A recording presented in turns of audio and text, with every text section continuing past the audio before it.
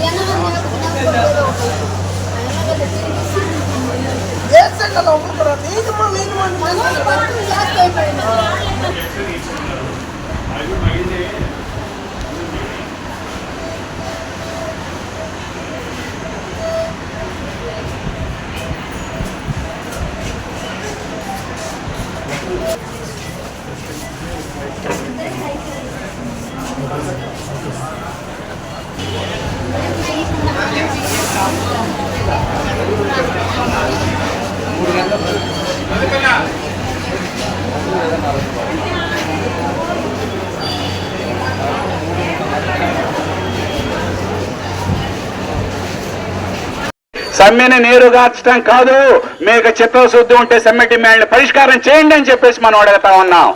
ఈ సమ్మె చీలికలు పెట్టే సమ్మెని నీరుగార్చొద్దని చెప్పేసి ప్రభుత్వాన్ని విజ్ఞప్తి చేస్తా ఉన్నాం.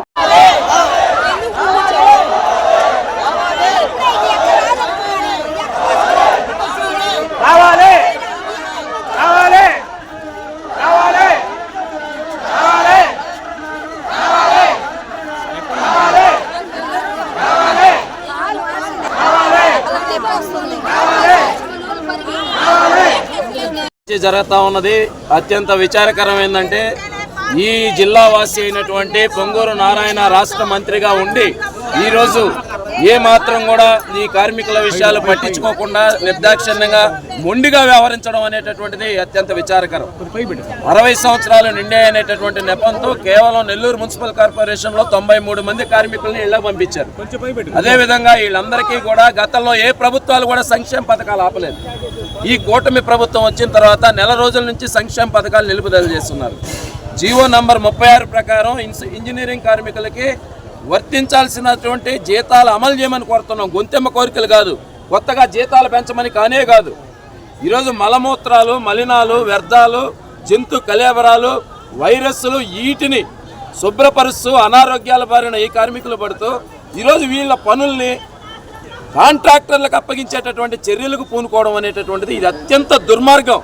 దళితులు, గిరిజనులు, బలహీన వర్గాలుగా ఉన్నటువంటి ఈ కార్మికుల కడుపులు కొట్టి కాంట్రాక్టర్ల జేబులు నింపడం కోసం ఈ విధానం వ్యవహరించడాన్ని మేము తీవ్రంగా ఖండిస్తున్నాం. నారాయణ గారు, కూటమి ప్రభుత్వం వాళ్ళ చోటా నాయకులకి వాళ్ళ జేబులు నింపుకోవడం కోసం ఈ విధానాన్ని వ్యవహరిస్తున్నారు.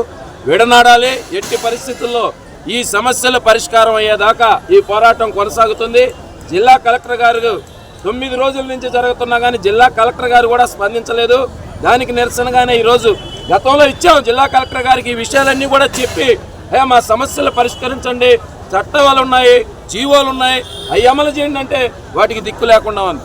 కాబట్టి ఇప్పటికైనా ప్రభుత్వం స్పందించి సమస్యల పరిష్కారానికి చర్యలు తీసుకోవాలని డిమాండ్ చేస్తున్నాం. Thank you. పారిశుద్ధ్య కార్మికులు ఐక్యంగా ఈ సమ్మె నిర్వహిస్తూ ఉన్నారు. సమ్మె ఈరోజు 9వ రోజు జరిగింది. 9 రోజులుగా కార్మికులు సమ్మె చేస్తున్న ఈ ప్రభుత్వానికి నిమ్మక నీరెత్తులు వ్యవహరిస్తూ ఉన్నది. ఇప్పటి వరకు చర్చలకు కూడా పిలవాలా, సమస్య పరిష్కారానికి పూనుకోవాలా. అందుకని ఈరోజు రాష్ట్ర వ్యాప్తంగా ఈ సమ్మెను ఉధృతం చేయడం జరిగింది. నెల్లూరు నగరంలో వేలాది మంది కార్మికులు ఈరోజు భారీ ప్రదర్శన నిర్వహించి ఈరోజు జిల్లా కలెక్టర్ కార్యాలయాల దగ్గర ధర్నా నిర్వహిస్తూ ఉన్నారు. ఈ సమ్మెను వెంటనే పరిష్కారం చేయాలని చెప్పేసి ప్రభుత్వాన్ని డిమాండ్ చేస్తూ ఉన్నాం.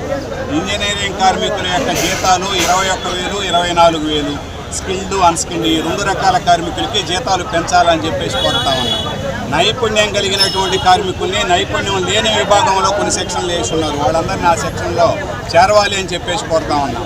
పారిశుద్ధ్య కార్మికులు ఎవరూ చేయలేనటువంటి పని ఈరోజు మున్సిపల్ కార్మికులు చేస్తూ ఉంటే ప్రభుత్వ ఉద్యోగస్తులుగా మమ్మల్ని గుర్తించండి అని చెప్పేసి అడుగుతా ఉన్న ఈరోజు మున్సిపల్ కార్మికులు.